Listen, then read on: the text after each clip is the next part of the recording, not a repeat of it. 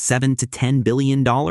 According to reporting from The Guardian and Front Office Sports, in March 2026, that is the expected asking price for a single new NBA franchise. The NBA Board of Governors has unanimously voted to formally explore adding expansion teams exclusively in Seattle and Las Vegas, targeting the 2028-2029 season. This marks the first time the league has expanded since the Charlotte Bobcats joined in 2004. We are looking at a seismic shift in the professional basketball landscape, both economically and competitively. The formal vote is the critical threshold. For years, expansion was treated as an abstract concept. Commissioner Adam Silver frequently deflected questions by stating the league needed to finalize its new media rights deal first. With the 11-year, $77 billion media deal now in place, the league has officially hired the investment bank PJT Partners to evaluate these multi-billion-dollar bids. The process has moved from theoretical to operational. Ownership groups in both cities are already maneuvering, and the league expects to hold a final vote by the end of 2026 to execute this expansion to 32 teams. The financial incentives for the current 30 owners drive this entire process. An expansion fee of $7 to $10 billion is not split with the players under the collective bargaining agreement. It goes directly to the current owners. If two teams pay $8 billion each, that is $16 billion divided by 30. Every existing ownership group receives a windfall of over $500 million just for voting yes. It makes the narrative of growing the game feel secondary to an immediate massive cash injection.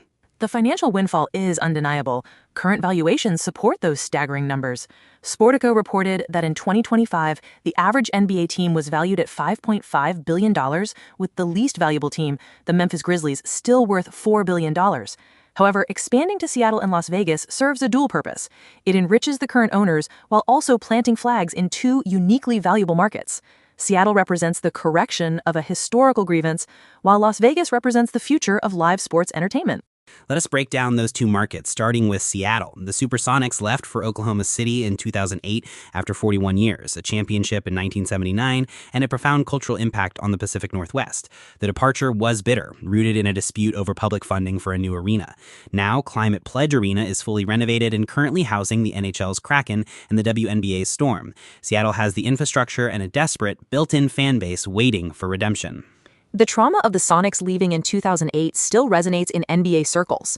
Seattle produced basketball icons like Gary Payton and Shawn Kemp, and even drafted Kevin Durant before the relocation. Returning to Seattle is widely viewed as righting a historical wrong. Las Vegas presents a completely different dynamic. 10 years ago, major professional sports leagues avoided Las Vegas due to the stigma of sports betting. The NHL's Golden Knights broke the ice in 2017, followed by the NFL's Raiders, the WNBA's Aces, and the upcoming relocation of MLB's Athletics. The NBA already treats Las Vegas as a secondary home, hosting the Summer League there for 2 decades and the NBA Cup semifinals and finals. Adding 2 Western Conference teams forces a structural realignment. The league currently has 15 teams in the West and 15 in the East. Bringing in Seattle and Las Vegas makes it 17 in the West. To restore balance, at least one current Western Conference franchise must migrate to the Eastern Conference. The prime candidates are the Minnesota Timberwolves and the Memphis Grizzlies. Geography dictates that Minnesota is the most logical choice to move east. The Timberwolves currently log some of the most grueling travel miles in the league because their natural geographic rivals like the Milwaukee Bucks and Chicago Bulls are in the Eastern Conference. Moving Minnesota into the Eastern Conference's Central Division would reduce their travel burden significantly and create natural regional rivalries. Memphis is the other option, given their proximity to Eastern Conference teams, but Minnesota's isolation in the Northwest Division makes their relocation the most pragmatic solution for the schedule makers. That realignment alters the competitive balance of the conferences, but the most immediate disruption to the league will be the expansion draft. Building 2 entirely new rosters from scratch requires stripping assets from the existing 30 teams. The rules governing this process create a fascinating strategic puzzle. Based on the precedent set during the 2004 Charlotte expansion, each current team is allowed to protect up to 8 players on their roster. The 8-player protection rule forces difficult decisions. According to the framework outlined by Fansided and historical NBA rules, teams can protect players under contract and restricted free agents. Unrestricted free agents are ineligible for the expansion draft, meaning teams cannot waste a protection slot on a player whose contract is expiring anyway. Once a team protects its top 8, the rest of the roster is exposed. The expansion teams can then select one unprotected player per existing franchise. Protecting 8 players sounds generous until you examine the rosters of deep, contending teams. An NBA rotation typically runs 9 or 10 players deep. If you protect your starting 5 and your top 3 reserves, you are inevitably exposing a quality rotation player, a promising young draft pick, or a highly paid veteran. A team like the Boston Celtics or the Oklahoma City Thunder will lose a valuable asset. The limit forces general managers to prioritize raw upside versus proven, albeit expensive, production. Critical offices must conduct a ruthless cost-benefit analysis. Consider a scenario where a team has a solid veteran role player making $25 million a year. The general manager might choose to leave that player exposed, not because they dislike the player, but because they want to shed the salary cap burden. If Las Vegas or Seattle selects that veteran, the original team clears $25 million off their books instantly. In the 2004 expansion draft, the league even allowed existing teams to offer cash or draft picks to the Bobcats to entice them to select or avoid selecting specific unprotected players. That creates a shadow market before the expansion draft even begins. Teams will attach second-round picks or cash considerations to undesirable contracts, essentially bribing Seattle or Las Vegas to take their mistakes. However, the expansion teams face their own financial constraints. The collective bargaining agreement stipulates that expansion franchises do not enter the league with a full salary cap. Fansided reported that in their first year, an expansion team's salary cap is set at 66.6% of the normal league cap, increasing to 80% in their second year. Those reduced salary caps severely limit how many bloated contracts an expansion team can absorb. Seattle and Las Vegas cannot simply take on every bad contract in exchange for draft picks. They have to build a functional, competitive roster while operating with one-third less spending power than their opponents. They must identify undervalued assets, young players buried on the depth charts of elite teams, or mid-level rotation players who can establish a competitive culture. The expansion teams are also required to hit a salary floor, which is 90% of their adjusted cap, so they do have to spend a baseline amount. The restriction on drafting unrestricted free agents adds another layer of complexity. If a team has a star player entering the final year of their contract, they do not need to protect them. Seattle cannot draft an unrestricted free agent and force them to sign. But what happens with restricted free agents? If a team exposes a restricted free agent and an expansion franchise selects them, the historical rule dictates that the player immediately becomes an unrestricted free agent. That rule prevents expansion teams from holding a player hostage. If Seattle selects an exposed restricted free agent, that player hits the open market. This makes drafting restricted free agents a massive risk for the expansion franchise. They would waste their one pick from that specific existing team on a player who can simply sign elsewhere the next day. Consequently, expansion teams rarely draft restricted free agents unless they have a prearranged agreement that the player will sign a new contract with them. The 2004 Bobcats selected 9 restricted free agents, and only one of them re-signed with Charlotte. That statistic highlights the inefficiency of taking restricted free agents. The optimal strategy for Seattle and Las Vegas will center on drafting players with multiple years left on affordable deals.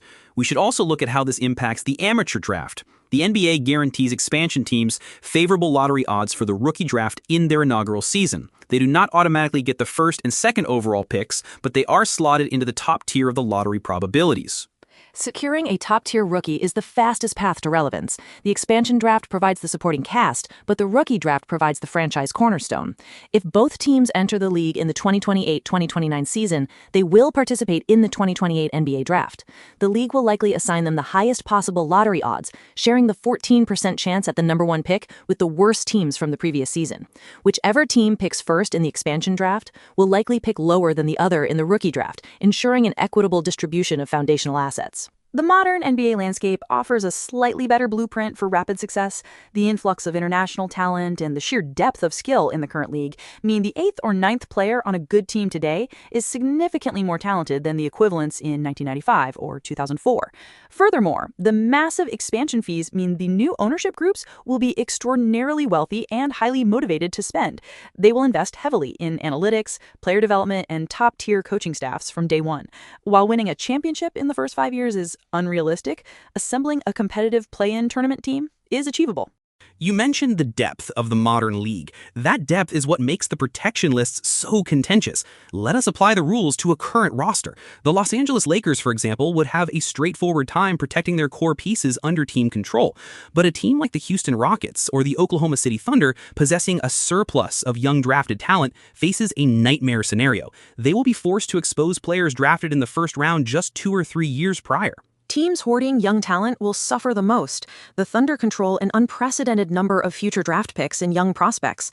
Under the 8-player protection rule, Oklahoma City will lose a highly touted prospect. The only defense against this is consolidation. In the years leading up to 2028, we will see deep teams execute 2-for-1 or 3-for-1 trades, packaging their depth for a single star player. This clears roster spots, consolidates talent into a smaller number of protectable players, and mitigates the damage of the expansion draft.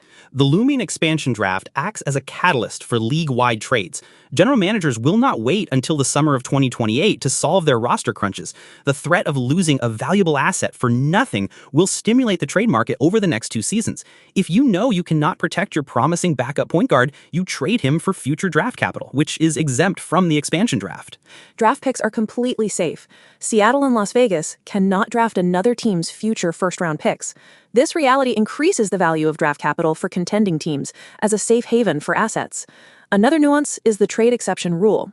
If an existing team loses a player to the expansion draft, historical rules indicate they receive a trade exception equal to that player's salary.